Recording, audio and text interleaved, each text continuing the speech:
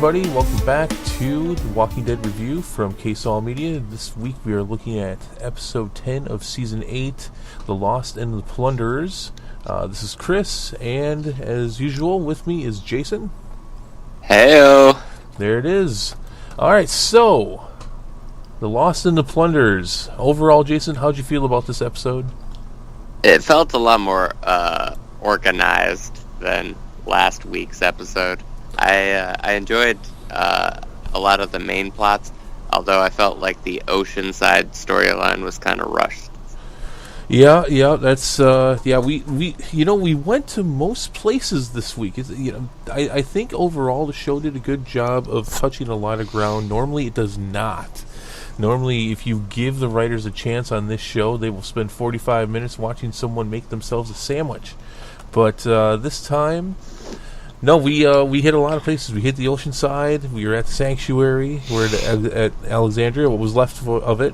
Didn't really do anything at Hilltop or the Kingdom, but last week we had the Kingdom, and I think we're going to get the Hilltop next week, along with most of the crew from Alexandria going over there. That looked like that was in the preview.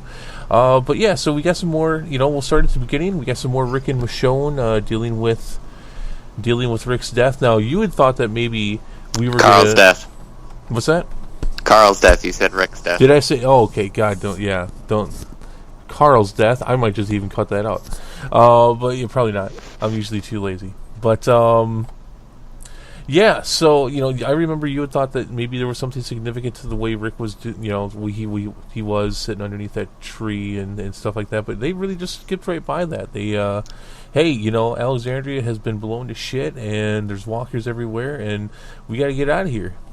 Yeah, they kind of just moseyed on past that whole thing. It was like, yep, Carl's dead. Time to get the hell out of town.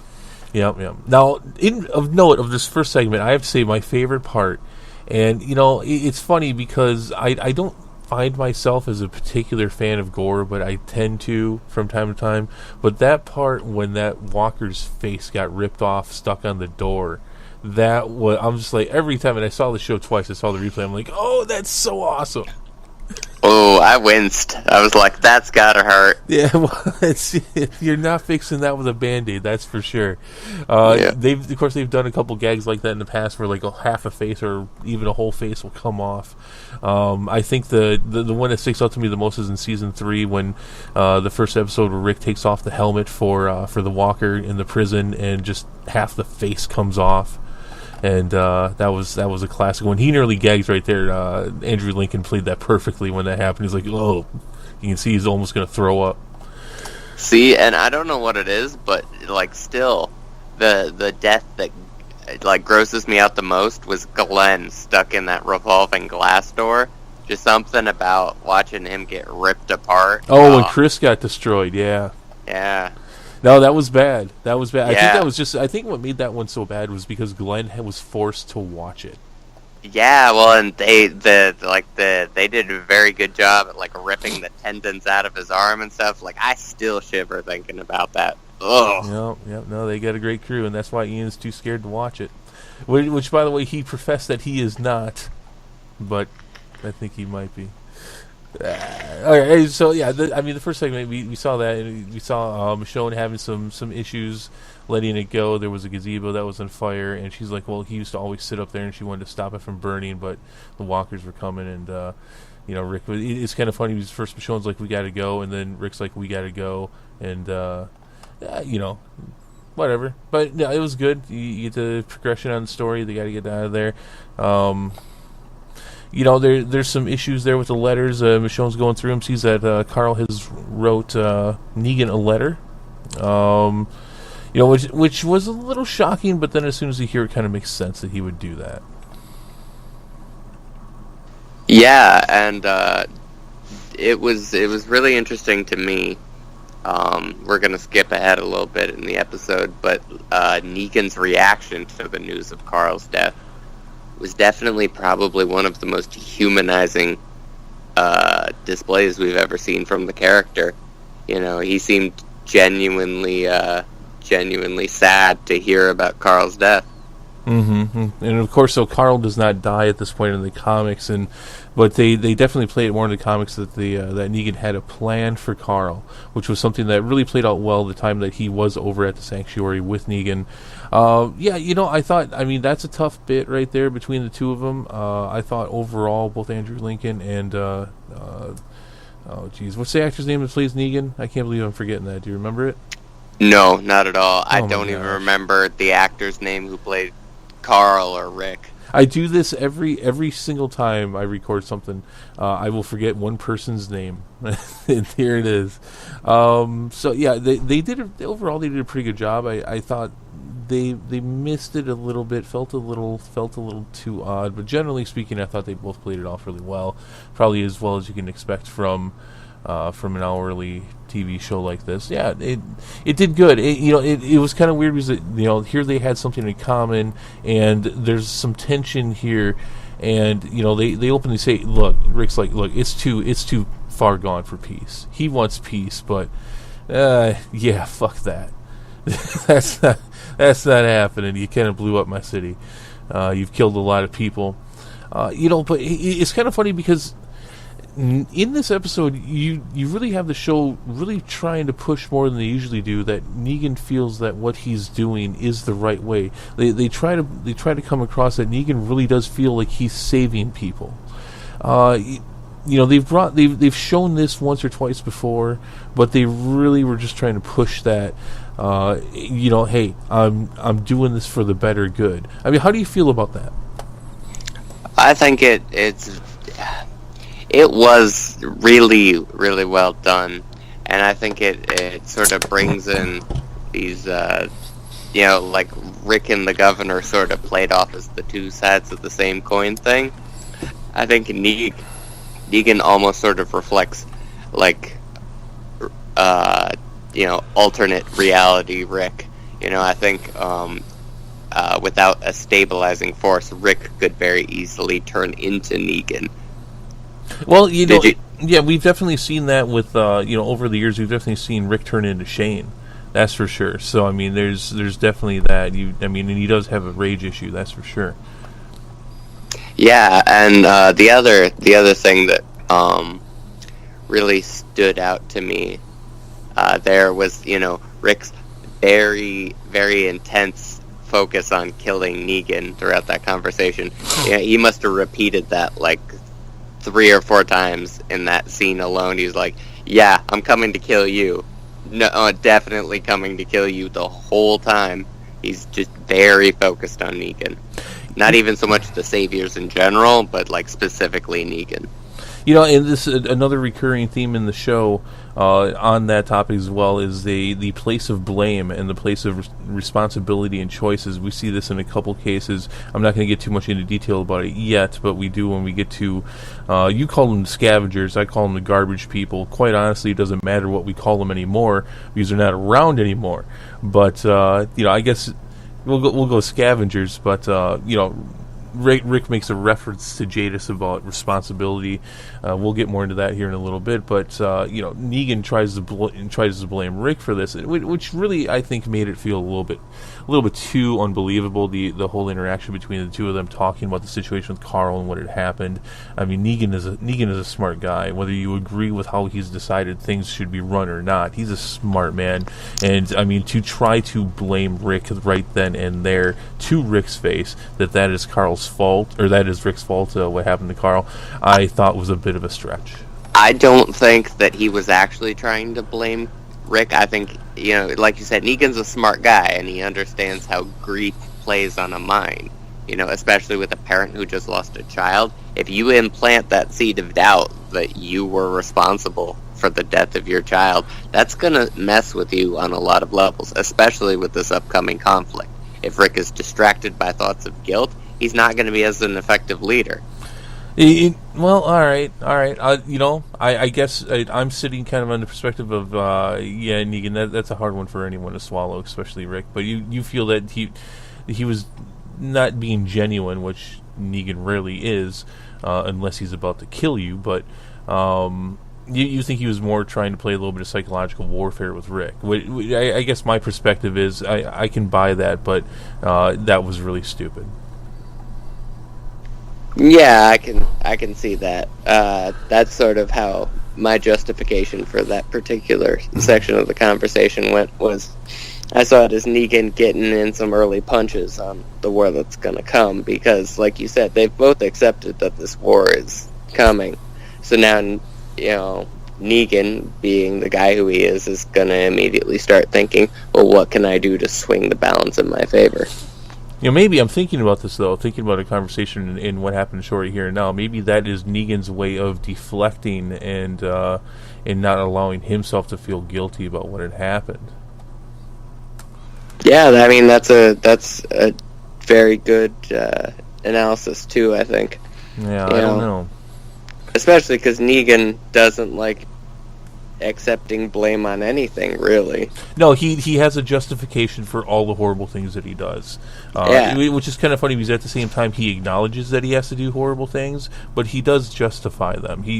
There's and you see it in him every once in a while that he can act like a good, genuine person. He's not a good, genuine person, but he has those moments, and I think for those moments to be able to continue, and for him to continue to do what he feels he needs to do, he needs to outright justify and deflect and not take blame for these horrible things. Like, for example, killing Glenn and Abraham. I mean, and probably all the other people he's done that to in the past, or had his generals do in the past, to come to the conclusion that he is wrong, that would destroy him. Yeah, absolutely. I think that you take a look at anyone in history who's committed great atrocities in real life or in comics or television or whatever, and you see the same thing. Nobody who does evil believes themselves to be evil. They may not like what they have to do, but they believe it's the best option at the time. You are going way down the rabbit hole on me, sir. Well, I will agree that the best conflicts are the conflicts where no one thinks they're in the wrong. There are definitely times when people know they're doing the wrong thing, and they're being bad and naughty. Maybe, but they still don't think of it as committing. That everyone has a justification for doing so. No one randomly decides out to go murdering for no reason. It's always for a particular reason that serves some purpose. See, now you're going to make us go over on time, because I'm just going to have to take one look at the governor. And there's a person who reveled in the chaos that he created at times, and would kill people just for the outburst of it. He knew that he did bad things, and I wouldn't say that he always agreed that he did them for good reasons, or that he was justified in doing them. Other than, for example, when at the end of season 3, when they all run from the prison and he just guns everyone down, he doesn't make excuses for it. He doesn't expect people to accept it. He's just like, look, I did that, and now I'm going to go over here. And I understand what you're saying, but we've seen it even in the show that not everybody feels that what they're doing is the almighty thing to do. Sometimes they just do it because fuck it, it's how I feel like doing it at the moment. Yeah, but that's their justification right there. The governor just liked killing people, so his motivation was he liked killing people. It served a goal of providing himself with pleasure. Yeah, but what I'm saying is that he knew he was a bad man. Yeah, but he felt like he was doing the right thing for him. It didn't matter what the right thing was for everybody else. Murdering people was the right thing for him. I don't know. I don't know if we're talking about the same thing then. I don't know. I mean, sometimes people do things and they do it, agreed, because they feel it's the right thing for them, but they also do it because they know it's the wrong thing to do. Maybe. Time will tell. Agree to disagree, I think, is where that left. Well, let's go back to the next point here. We will go on to the garbage people, the scavengers. They're gone. In fact, they are more gone than most groups have ever been gone in the show. They are literally mush. Now, So they all get killed. This leads into a great conflicting moment that we're going to see coming up here with Simon and Negan. What did you think of that whole thing? Oh, that set off all sorts of interesting flags for me. Not only did Simon challenge Negan to his face when Negan first gave the order, Simon then went around Negan's back and had his guys kill all of Jadis's people when Negan specified you were only supposed to kill one of them. Mm-hmm.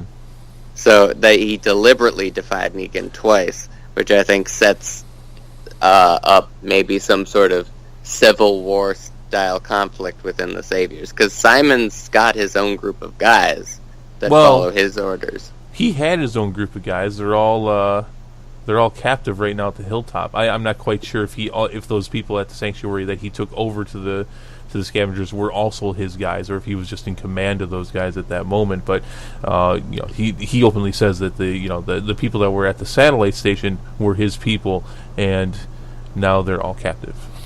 Yeah. Do you think we'll see Simon try and break them out to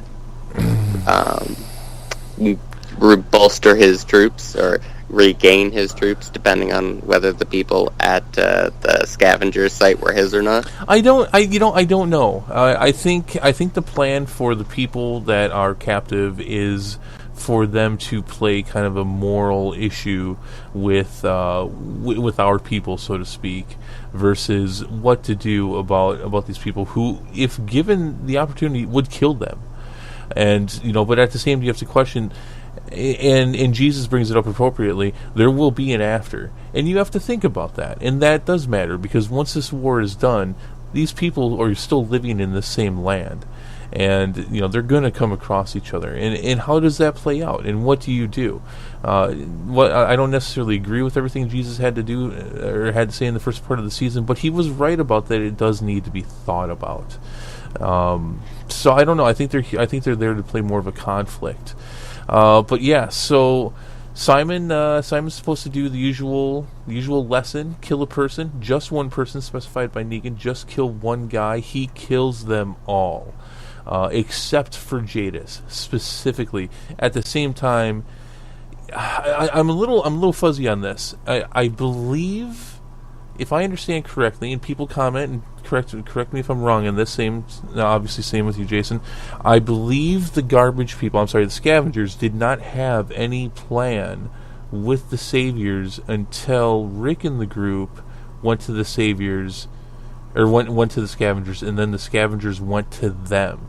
I do not believe that they had the same setup as the rest of the other communities, where they had to give away half their shit. In fact, I don't even think the Saviors knew about them.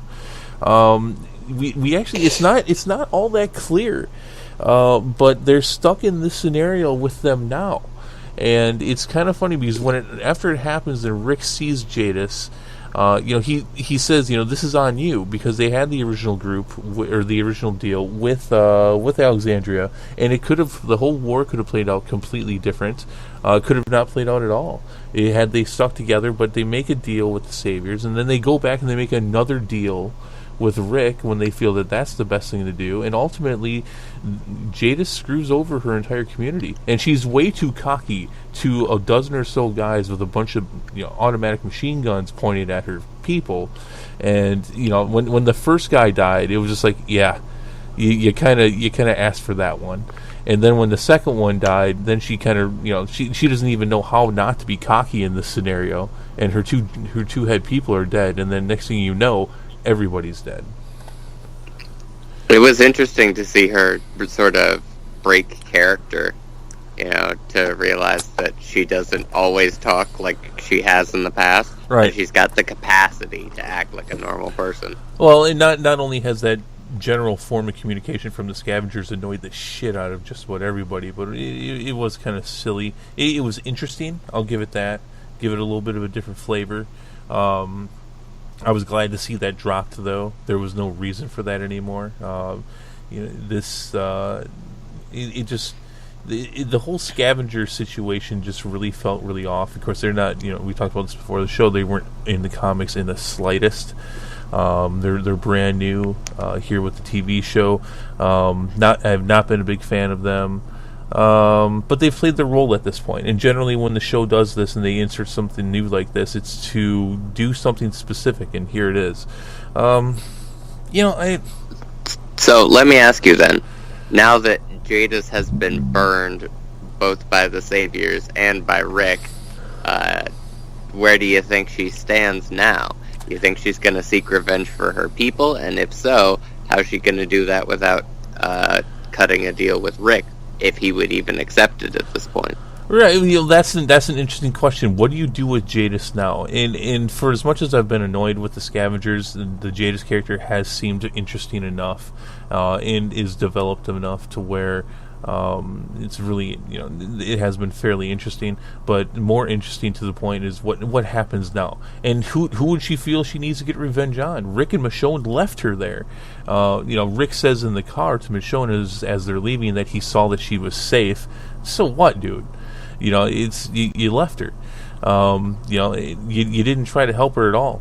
But that being said, Michonne didn't either. So, but it's interesting because she has no quarters now. She has a empty garbage dump. That's what she does. I mean, so does she just do art until the day she dies? Does she try to rebuild? I have a feeling we're gonna end up seeing a resolution to this. I don't think we're gonna see Jadis or anything about that for the rest of the season or the rest of this war. But I think in the future we're going to see something. I don't know. I think revenge is going to be pointed towards Rick and his people. But as far as to what it would be, I really don't know. Really? I'm kind of hoping that, she goes like Gollum at the end of the Lord of the Rings style and just like dives into Negan's room with a hand grenade and just... Tell me that would not be the greatest twist of all time. When did Gollum have a hand grenade? Well, he dives after the ring into a volcano. I mean, it's the same thing. That would have been awesome at the end if Gollum pulled out a hand grenade. That would have been a better ending. It's just like, if I can't have my precious, no one can. No, I don't think we'll see that. Maybe though. Maybe. I mean, they're completely new and different elements. So, but that's my opinion. My opinion is that we've seen the last of them for the rest of this war. Right. But we'll see her again in the future. You want to talk about Oceanside and where you think they stand in this whole deal? Well, we'll get to Oceanside in a second. One thing that I pointed out. Of course, she does get to a safe place, and she manages to position herself where she can dispose of her people, literally, garbage disposal style, grinds them up, gets them all wrangled up to go into a grinder there in the dump, and what we literally get is just Walker mush coming out. That again was awesome. Leave it to the people of The Walking Dead to find another way to dispose of walkers. At the same time, it was a pretty touching story, not story so much as a pretty touching moment. This, I think, is what made me like Jadis more than anything else, is that the actress is a good actress, and she played it off really well. This was really well done. Yeah, despite the fact that she's pretty much screwed over everybody we actually like in the show. Yeah. That was the moment that I actually felt sorry for her, Yeah. But yeah, that's noteworthy. Now, my question is, if you took a handful of that and you go Fear Factor style, and you ate a handful of walker goo, do you get sick? Do you turn into a walker? Well, I'm pretty sure, because everybody's infected with the virus, and the only thing that makes you turn faster when you get bitten by a walker is you just get like a more concentrated version, I guess. Yeah, so maybe that's for another show. Well, because we're kind of running out of time here. But yeah. Sometime I'll explain to you. And Kirkman has said on many occasions why exactly a bite or a scratch will just kind of put you on instant death row. There are reasons for it. The show has never played it out as well as the comic does. But all right, so yeah, Oceanside, the Oceanside people. This is by far the most annoying group of the show. Yeah, Enid didn't even bite the bullet. Or did you want Enid to die? I kind of did. You don't like would Enid? have ramped. Yeah, it would have started some conflict. She's pretty damn annoying, isn't she? Yeah, Enid takes the axe, or, Aaron takes the axe, and Enid runs off back to Rick to get some guys with guns, and we finally see Oceanside join the conflict. So, yeah, the Enid's another one for me where I have no idea where they're going with Enid. Enid was not in the comics, is not in the comics, has not been in the comics. I don't know where they're going with this. Oceanside at the same time wasn't even shown in the comics until after the war was over. So this is, Aaron has been a long time part of the cast for the comics, and so that's interesting that he's there doing this. Nothing really good has come out of the Oceanside yet. As far as me as a fan, I'm not a fan of their inclusion into this. It's there's some interesting elements to that. It's like, oh man, another group that got destroyed by the Saviors. I don't know what's going to happen with this. I'm really annoyed with this. Like, look, whatever whatever the Neo Amazons are going to do, let's just do it already. All right. Well, let me ask you this: what did you think about Enid and Aaron killing Netanya? We hear Enid sort of lament about how she felt like no matter what she chose, she would end up killing Netanya. From what I remember, that when that happened in the show, which was like, if I remember correctly, it was the beginning of season 8, and then we really didn't see anything else for a while. I think Enid's right. I mean, these things happen. When you go out scouting and you're that person in that role, and you come across people, it's going to happen. I think Enid's right. Although at the same time, it does feel a little odd that the Oceanside people are reacting the way they are. It feels a little unnatural. But I don't like the whole storyline to begin with. So whatever works to get them out of there and get us back on the storyline, so we're not wasting more time with the Oceanside people, I'm happy with. Yeah, it sort of feels like it was padded up to kind of exceed the runtime a little bit. Yeah. Make it fill out that hour time slot. It is the least interesting part of the whole storyline right now. Yeah, I will wholeheartedly agree with that. But, I think that the Oceanside people could also be like the dark horse, that comes off as boring, and, the writers might bring them in at the last minute to make a big side, because regardless of where they stand right now, getting stomped by the Saviors, they have a decent amount of people. They could make that sway in the war. Yeah. I'm just waiting for the joke, because at some point there's going to be a joke and a reference to the fact that Aaron is left in an all-women's and all-girls community, and him being the only guy and he's gay. They're going to make some reference to it. There's going to be some joke about it. Just watch. I wouldn't put it past them, but that's also... I feel like that's very low-hanging fruit. It is, but they usually grab for that stuff every once in a while, in some kind of sly way. But we'll get it. Yeah, we will get it. Oh, I'm sorry. Go ahead. Yeah, no, just comedy's one of those things that The Walking Dead sort of like, it's very hit or miss. Yes, when they try to be funny. Yes, that's true. Let's see. What else do we have? I think have we talked about pretty much everything? Yeah, the only thing that was kind of weird was how they focused for a second on those handprints on the porch that Michonne's friend left behind. Michonne's friend, Carl and Judith left those behind. Oh, did they? I thought it was somebody Michonne knew. Yeah, no, it was Carl. It was somebody Michonne knew. It was Carl. Oh. That makes a lot more sense. There you were probably like, what the hell is this? She's freaking out over what? Are she mad because someone got paint on her porch? Is that what you thought it was? Yeah, like I don't remember that scene. When was that? That was it was at the beginning of last episode. That's so awesome. Oh, was that? That must have been like right at the beginning because I don't remember that. It was right at the beginning. That's great though. It's like in the apocalypse, you can do whatever you want, but just don't get paint on Michonne's porch. Okay. Now you got some serious trouble.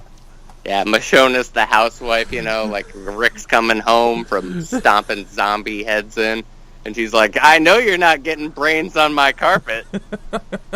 That was so awesome in that episode. I think it was last season where, no, it was the season before, when Daryl just starts gutting that possum right there in the porch. Oh yeah, that was so crazy. In fact, that was at the end of season 5. Because hey, what else are you gonna do? I mean, look at where they've been living. Look at what they've been doing. Yeah, just gut that possum right there in the porch. Yeah. Even better was when he was being interviewed and he was still holding on to the possum. He's not letting it go for anything. That was so great. Yeah, that was definitely funny. Did we touch on everything? I think, yeah. I can't think of anything else. Let's see. Garbage people. Yeah. I think we did. Did we talk about the? Yeah. Did we talk about Maggie's package, Zombified Dean? Oh no, we didn't. We didn't talk about that. Hey, that's cool. That's pretty ballsy of them too. I mean, the Hilltop has taken a strong stand, and that's great. I mean, they haven't been focused on either. So, I would wonder what kind of stand that the Alexandrians would be taking if they weren't getting the brunt of every blow. Yeah. But good on them, and it puts them in an interesting situation. Oh yeah, the conflict. Let's talk a little bit more about the upcoming impending conflict between Simon and Negan. We haven't really touched on that too much. We touched on the fact that Simon had openly, or I guess not openly, but did defy him. Yeah, this brings some interesting dynamics that we're going to see. I mean, the people that Simon took, the saviors that Simon took with him, did what Simon told him to do, but they know the normal routine, and they probably knew that gunning everyone down was probably the wrong thing to do. At the same time, I wonder what kind of punishment we're going to see, because, I mean, Negan's going to find out about this. And, it's kind of funny that one of those guys has not, and maybe they will next episode, but none of them went up to him right away and said, yeah, I gotta tell you about this shit Simon did. I don't think this was right. It's interesting stuff. Again, the inclusion of Simon, who is not in the comic, is a great new addition. I love the actor. He's doing a great job with this character. It's a great character overall. Some people have been pointing towards some hints that maybe Simon was the leader of the Saviors before Negan came around, and maybe that's part of the reason why he's one of his top guys, and why there's some animosity and some tension between the two of them. This is an angle to the show I'm really enjoying a lot. Yeah, it was really interesting because Negan, who normally has this very absolute loyalty sort of demand from his guys, it feels almost militaristic the way he's got his group set up. They have a procedure. Oh, I mean, to the point where he makes them say that they're Negan. Yep. And then you've got Simon off in the corner plotting. Simon has always seemed a little bit different, hasn't he? Yeah. Dwight in large part did too, although you saw the obvious repercussions of what happens when he didn't follow things. But Dwight also felt a little different as well. That obviously did not pan out for Negan. We haven't seen much of a fallout for that yet. How Negan's reacted to the fact that Dwight was the turncoat. Yeah, no, you'd think that would be something that would elicit more of a reaction from him, but granted, with everything that's going on with prepping for the war, maybe he's just focused on trying to instill more loyalty in the guys he's got left. Yeah. And now Gavin, that was the guy's name, and we heard it a couple times during the episode. Gavin now has not come back. He, of course, is dead. Killed with a spear through the neck from the back from a 10-year-old. What a way to go. Oh, yeah. At least he didn't get his guts ripped out. Yeah, that's the most painful tracheostomy you're ever going to get. Yeah. Spear through the neck. There you go. Yeah, I think that'll do it. Guys, if we miss anything, let us know. Let us know how you feel about the review and our opinions of it. Comment below. Share with us how you think this episode was and what you liked the most about it. But I think that's going to do it for now. Jason, any final words on this week's episode, Lost in the Plunderers? Yeah. Don't get your face chewed off by a zombie. There it is. I mean, we all live with this every day. And just it's a dangerous world out there, kids. Just make sure. Don't get your face chewed off. Look, we got nothing but love for you over here with our Walking Dead reviews, and we don't want your faces to get ripped off by zombies. That is a definite. So let's rate this one real quick. Let's go letters. 1 out of 5 letters. 1 out of 5 letters? Yeah. We use letters. As in, the letters that Carl left for everybody. Letters. Oh, I thought you meant like alphabet letters. I was really confused there. I'm like, he wants me to post a review in 5 letters or less. God, this is like the worst Twitter post of all time. Nah. No, I give it 3.5 letters out of 5. All right. I'm going to go with a 4. I really enjoyed this one. I felt this show went back to basics a lot. It was nice to see zombies a threat on more than one occasion. Again, it wasn't just something that was happening in the background. These were plot points of this episode. And I didn't catch who the director was. I thought the director did a great job, especially doing some of those classic zoom-ins when there was some dangerous stuff going on. Weren't there 2 of them? If there were multiple directors, then I didn't check it out. But whoever he, she, they were, awesome job on that. Really enjoyed this episode. I'm going to give it a 4. It's definitely up there. This one was a lot of fun, and we moved things along nicely. We saw a lot of characters doing a lot of things. We got some progression going. Like I said, it wasn't 45 minutes of watching Eugene make a sandwich. That's true. Which they could do. And have done. And will probably continue to do. Yeah. Except next episode it's going to be 45 minutes of Daryl gutting a possum. Yeah, they would do that too. They'll show us 5 seconds of a zombie gutting someone, but yeah, we'll get 45 minutes of Daryl gutting a possum. Quality television, ladies and gentlemen. Yeah, well, hey, and again, I think that comes down to the directing. The directing did a really good job. Overall, I thought this was a great episode. All right, that is going to do it for us. We went over again. But not nearly as bad as last time. So I'm sensing a theme here. Oh, we'll get better at it. But all right, yeah. So that is it for us for this week. So please go ahead and subscribe if you haven't yet. We're going to be doing these every week. So with that, we are out of here. See you later. Bye.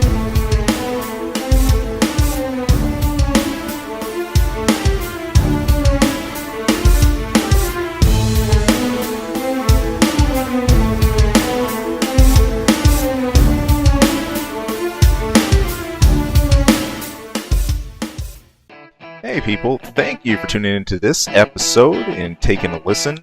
If you like our content, if you like what you're listening to, there anything we go over, hey, please, we would not only love to hear more from you, but if great, if you could throw some support, you can subscribe right below.